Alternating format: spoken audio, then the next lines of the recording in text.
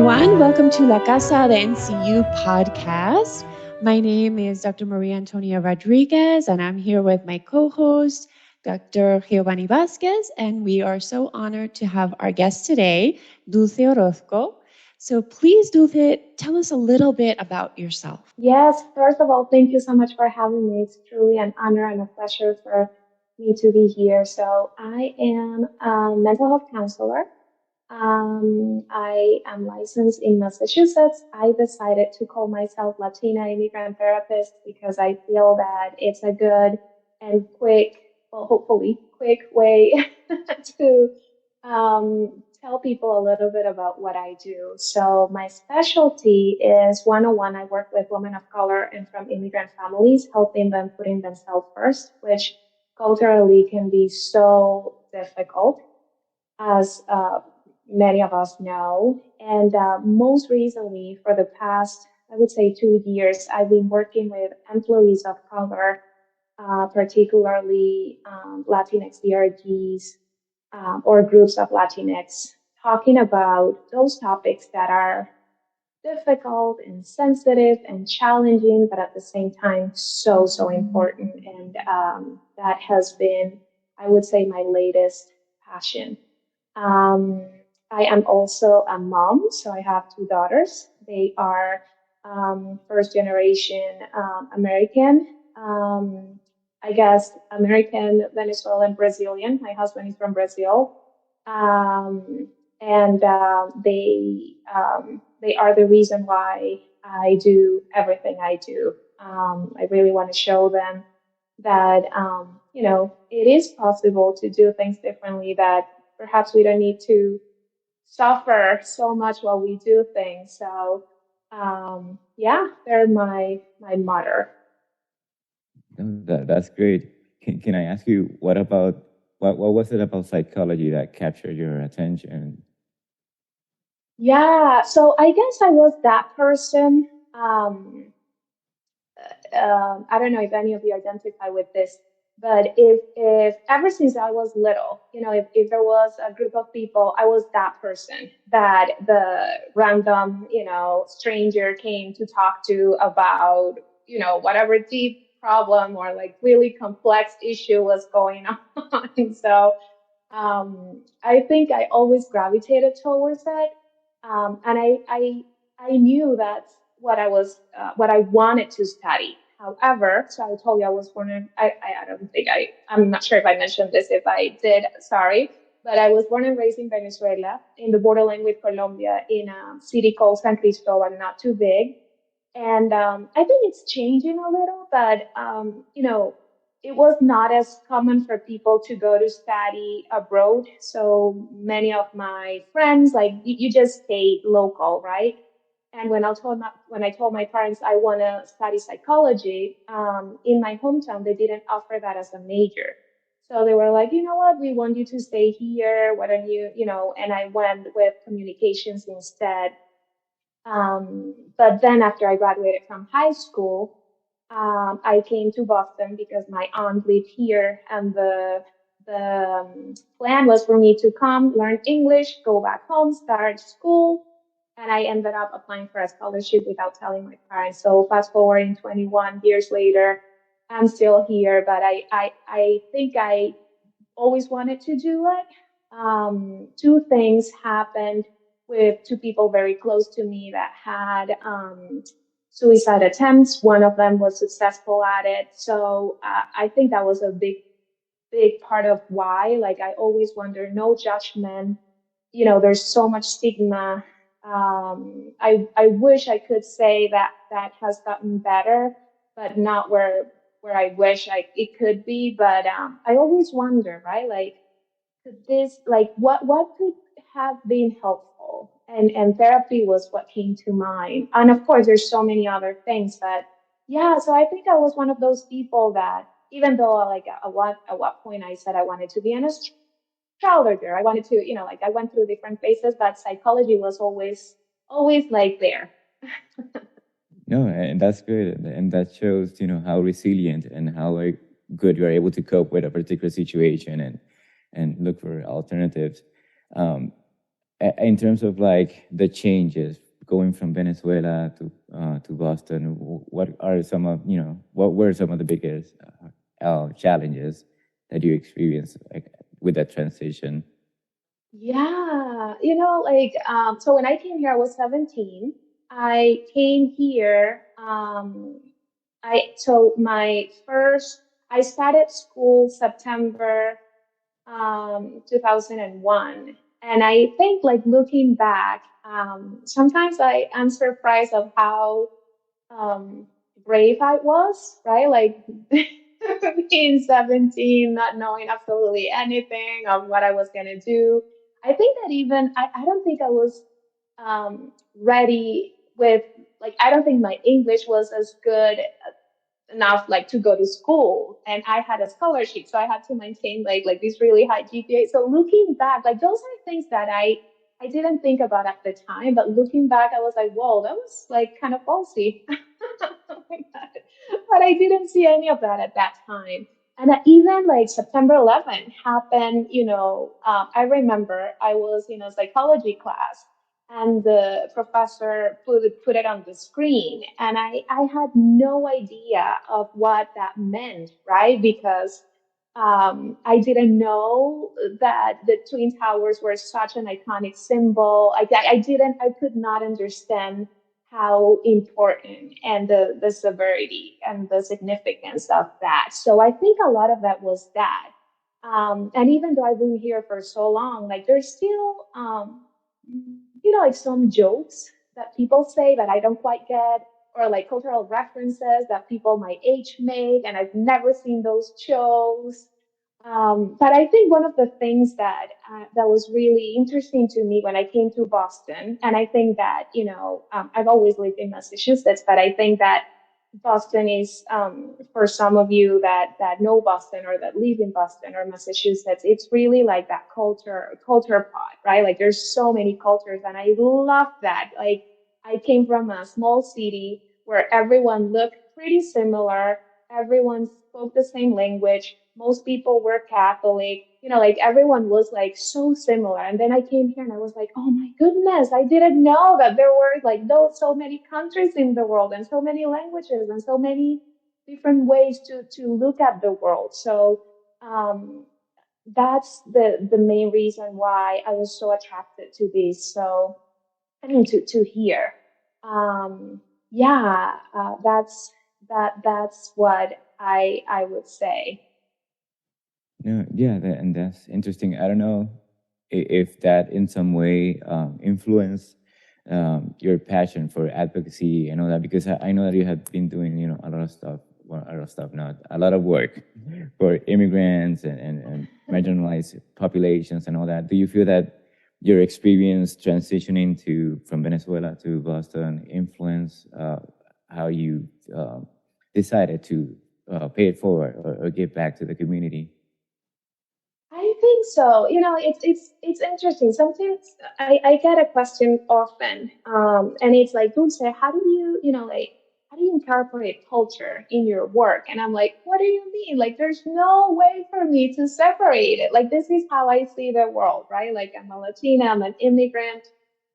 So very organically, mainly because, Spanish is my first language. Right now, I also speak Portuguese. Well, depending on the day, sometimes it's Portuñol, so we never know. But, there's such a high demand for Spanish and Portuguese speaking clinicians. So I always work with many of the people I work with in community mental health settings were immigrants, and I I realized that, well, there's so many things that I understand, that I relate to, right? So I guess that over the years, I kind of like very intentionally, I guess I have come to allow myself to say, what if I do what I think I do best and what I like to do the most, which luckily for me is the same thing. And it's working with people of color. So, like, not just Latinos or Latinx, but I feel that as we share so many things with other underrepresented groups. So that's definitely a part of it. But yeah, that's, I would say, absolutely my experience. And another thing that happened was having my daughters, right? So I think that for the longest time, I felt pretty comfortable with the, I don't know if label would be the best word to describe it, maybe, of being an international student. So I was like in this limbo world where I was an international student, and I was pretty okay with that, with that, label.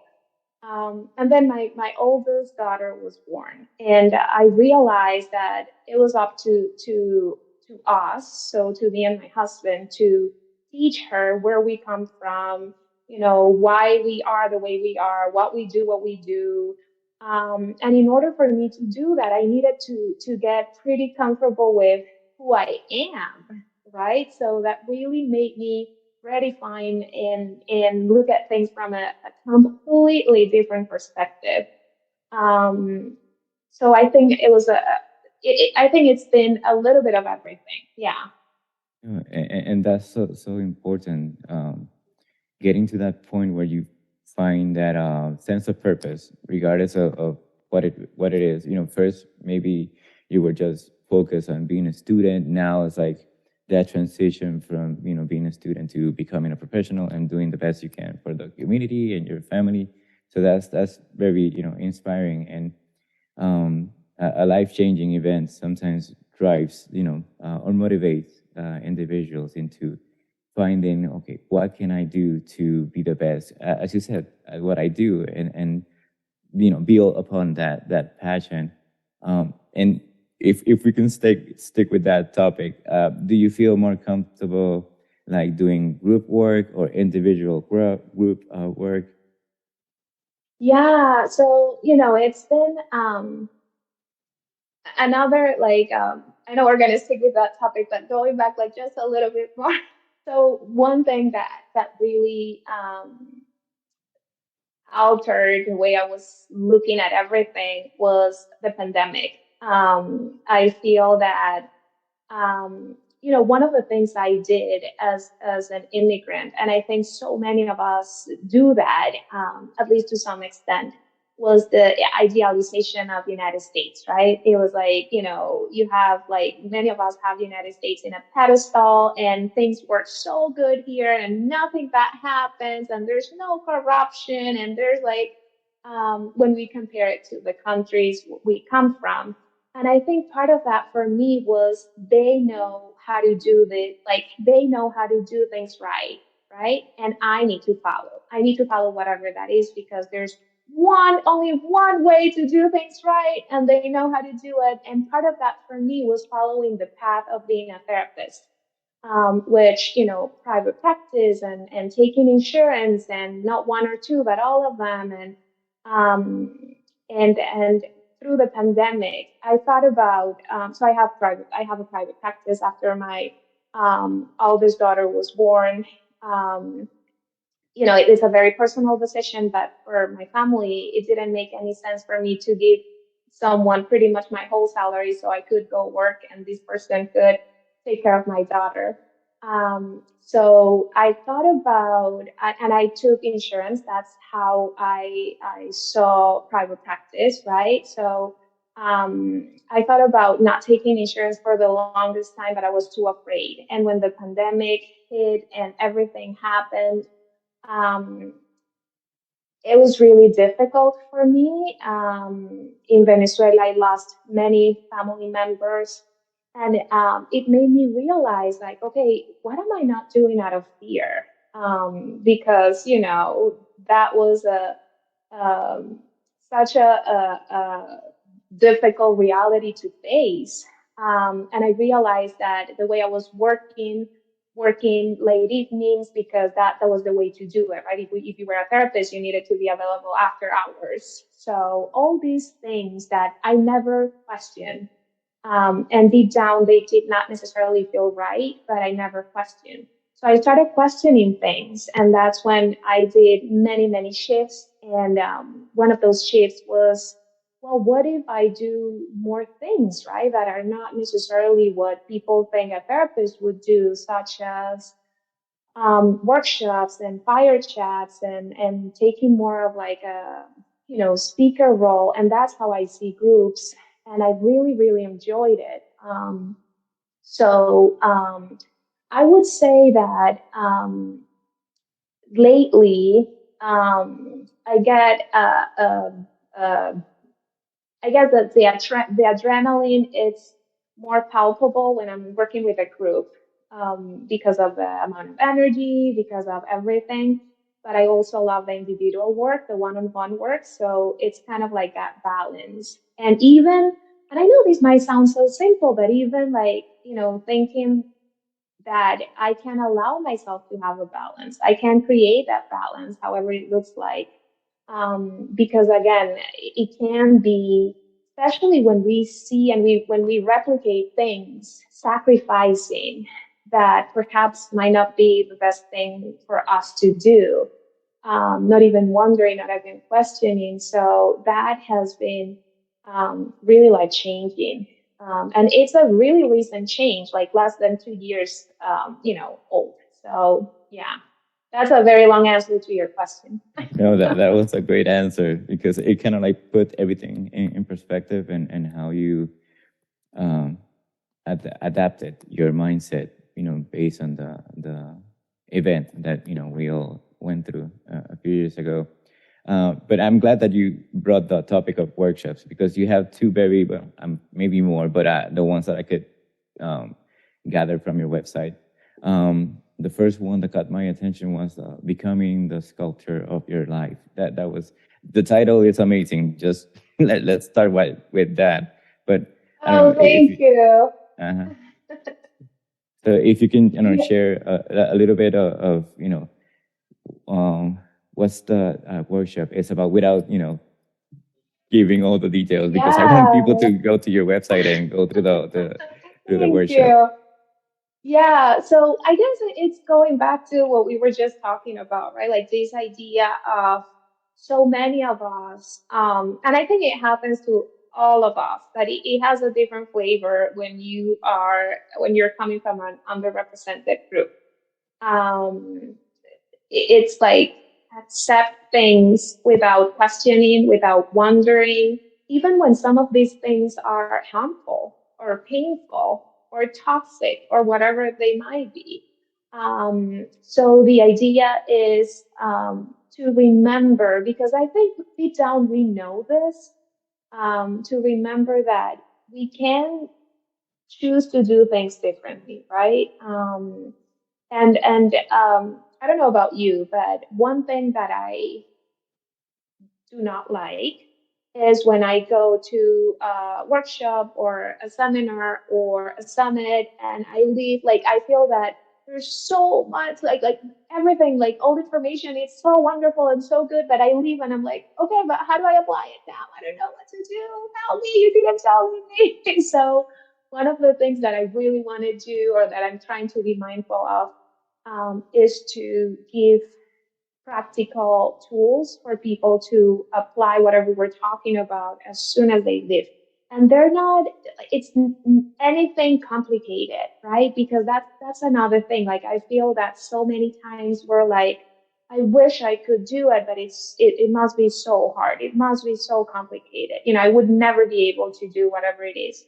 So in this workshop, the idea is, first of all, how can one of the things that I think is the foundation to my work is self-compassion, because I feel that as immigrants, as Latinx, coming from any underrepresented group, and I also think it's a generational thing. Like so many of us, we've never heard of self-compassion, and if anything, it's like, oh no, I don't want to be weak. Like no, I don't like. It's the opposite, right? Like we do the opposite. So be nice to ourselves, being kind to ourselves. How can we keep in mind that we can choose, the messages that we get?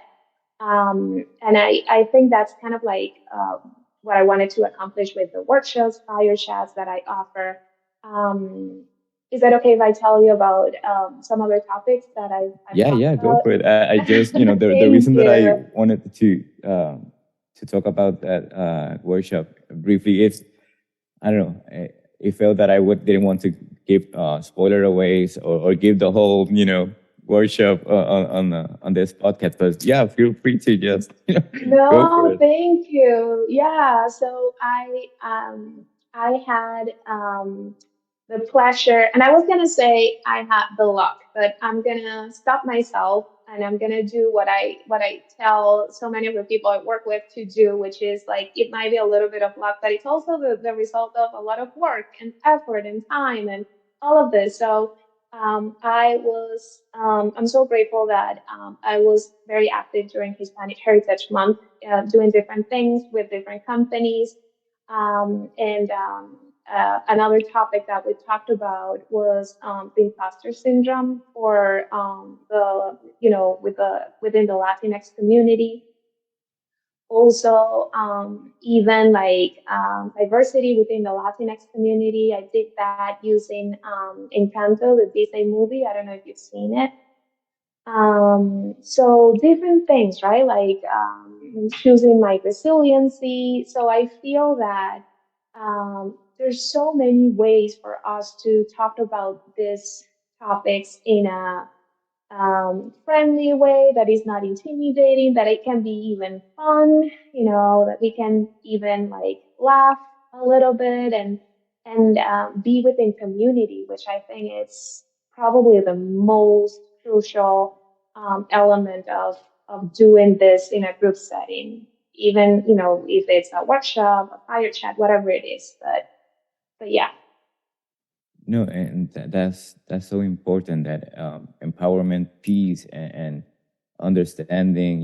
That it's okay to have limitations, and it's okay to um, apply those skills of self compassion. I think that one of the things that makes it difficult for people to accept that whole concept is like it's almost as a passive way to solve an issue. You just like, yeah, well, it is what it is, or well, this, there's nothing I could do about it, as opposed to taking a more of an active role and trying to figure out how to solve it.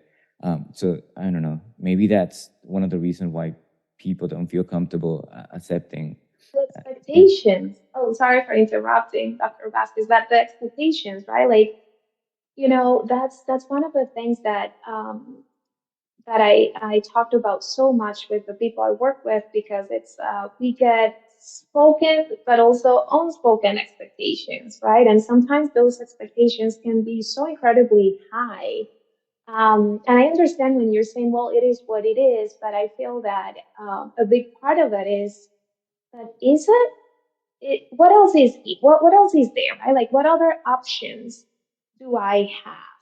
I was trying to come up with a cool and different title for myself, and one of the like I'm still like thinking what could it be, but I came up with perceptions finder, because I feel that that's kind of like my mission, right? Like it's how can I help people to look at it, it's not so it's the same thing, right? Like let me give you an example, and probably you've heard of this, but if you're in a room and I ask you to please stand in the um, left upper corner and describe the room, you'll describe it. And then if I ask you to move to the opposite corner, you'll describe it in a very different way. You haven't left the room. It's exactly the same room, but it's how you're looking at it. And I feel that we can do the same thing with everything we're facing. But so many times we have these patterns of looking at it in such a, quote unquote negative way, thinking about everything we haven't been able to do, all those messages that we get from people growing up. So, again, I understand when you're saying, well, it is what it is, but I feel that part of, I always try to lovingly challenge people to think of what else, like, is it really, like, can we look at it from a different perspective? Like, what can we do so we can create a new way to look at it? Not in a fake, toxic positivity, like none of that, realistically speaking. And I think that it's not because it's me, like many people can, like you can do that with so many people, but having someone else guiding you through the process, or like, reminding you, like, wait, like you're getting to the corner that, like, remember, it's the opposite corner, like, so many times what we need is a little bit of help, right? Like that safe space to explore these things. Yeah, no, and that's really important, because sometimes that thought process is influenced by many different factors, either life experience, culture, or anything else. So that it's important to kind of like have somebody to help you to see the bigger picture, and to see like the situation from a different perspective, as opposed to just the defense type of a way. It's like, oh, how can I avoid harm from this situation, or threat, or any other negative consequence? There's something positive, even if it's not as pleasant as we may want. You also have another interesting workshop, the online transformation tools. Can you tell us a little bit about that one? Yeah, thank you. So I know that the name might be so confusing, but I could not come up with like a way to like explain it. So another thing that I've done most recently, that it's also like trying to, like being true to myself, is incorporating some other elements using energy, which it has helped me so much, like looking at things from an energetic perspective and incorporate it into my personal life. And I'm trying to little by little find ways in which I feel more comfortable and confident to start implement it with my work. But I feel that um, as a Latina immigrant, and I know I'm not the only one, so many times, because that it might be, call it imposter syndrome, call it whatever you want to call it, like that voice, like, oh no, you're not enough, you're not good enough, you don't belong here, like what do you think you're doing here, like it was a mistake, that's the only reason why you were chosen, or so it's so easy for me to overcompensate. It's almost like, oh no, let me show them, let me prove them that I do belong here, like, and I end up doing much more than what I need to do. So I need to constantly remind myself that it's enough. Like I'm already doing enough. So I did this. Um, like I needed to remind myself. But then along the way, I realized from the feedback of so many people I work with, like it's also a common experience. So I remember when I was telling my therapist, I go to therapy. My therapist is a Latina immigrant therapist. She's absolutely amazing. And I was telling her about it. And I was speaking really fast because I was excited. And she stopped me. She was like, Dulce, para. I was like, okay, what do you mean? Like, she was like, dime el nombre de nuevo. No, like, tell me the name again. And I told her, and she started laughing. And I was like, oh, I know what you're doing. And yes, I know that I need to do that all the time because I need to remember that I'm already doing enough. It's such a challenging thing for me to do. So this is an online tool. It's a series of audios and PDFs, very simple, but it's using our body. So it's using that energy that we have to um, keep that in mind, right? Like mindfully keep in mind that we are doing enough. And again, a reminder that sometimes we need to pause because that's a big part of it, right? Like it's so easy to go. But yeah, it's a different way to keep this in mind, to remember that. No, and that's so important. And thank you so much for bringing the aspect of even professionals needing additional support, because that's important, regardless of your level of education or years of Absolutely. experience. I feel that there's a lot of benefit of switching the role and being on the other side and feeling comfortable not knowing the answers about different things and asking questions and just being on that vulnerable kind of like state, because that will give you more information and understanding of what is the process that your clients go through when they go to your office and meet with you. Sometimes we feel like, um, it's something normal and everyone should know what to expect during therapy, but unless you go through the process, you won't be able to understand the whole aspects of the many dynamics that take place during a therapy session. So thank you for bringing that up, because I mean, in your case, you're a professional and you have been doing the work for many years, but still, there's a lot of benefit from engaging in those activities of being a client for a few hours. Do you feel that? And it's Uh-huh. No, oh, go sorry. go I was ahead. gonna say it's being a human, right? Like because first and foremost, before being a therapist, before being whatever, like I'm a human being, and I have anxiety tendencies. For me, it's so easy to get anxious, and I know that about myself. So it's I think that, I don't even think of myself as a therapist when I go to therapy. I think of myself as Dulce, la mamá, la hija, la esposa, la que está, no sabe qué hacer, está desesperada, menos mal que hoy tengo terapia. So I don't even think of, it's interesting for me to hear you looking at it from that perspective. But yeah, so I don't even think of it from that perspective, which is so interesting. Uh, no, and another thing that I found beneficial of going to therapy is like, but I mean, you already made that transition for others. Having the role of a provider, or the person that has all the answers, gives you that, kind of like power status that sometimes you tend to see things in a different way. So I think that is important to just have like that switch and make things more balanced in terms of like, I may have some tools that you don't have now, but I'm more than willing to share these tools with you so that you could, have a more comfortable living situation, or more access to solving the problems that you will be faced in your daily in the your living situation. But I'm happy that you are able to make that mindset switch in terms of like, I'm just a human helping other humans. That's such an interesting question, and I think it varies depending on the person. But I do think that adding the intentionality definitely makes a difference, right?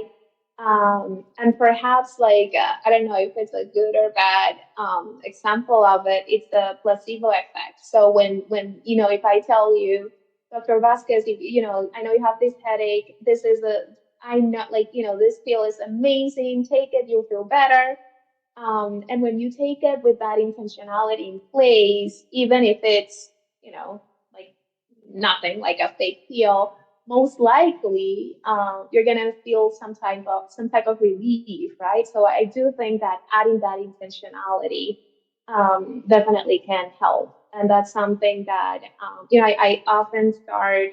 Not often. I always start my sessions unless something big happens or like something unexpected. But with a brief exercise, it can be a meditation, it can be a visualization, it can be another type of exercise. But I feel that it helps both of us, me and the person I'm working with, to add that intentionality of, okay, we're going to be present, we're going to work together, we're going to make the best of it. Plus, it adds that experiential tool, right, that they can take with them when we're not together. And I always tell them, maybe this, you like this, maybe not, but the only way to know is if we try it, right? And it's interesting because the feedback that I often get is, so you know what, like I like the tools that are more structured, like those breathing exercises that are more structured, other than the like compared to the visualizations that are more abstract and where I'm not too good at that. So even knowing that already adds, already helps us, so we can know, okay, let's look for more things like this. So you can use and you can have in your box of different tools. So I definitely think that intentionality, like even something I do every day, before I even brush my teeth. Like I do this with my eye closed. Is like I think of things I'm thankful for, and also like how would I like my day to be? Like, so I want this day to be whatever amazing, and I want to feel grateful, and I want to feel peaceful. But I feel that adds intentionality um, to it, right? So I think that's it definitely makes an impact. I don't know how much, but I think that it does. Well, thank you so much that those tips are really helpful.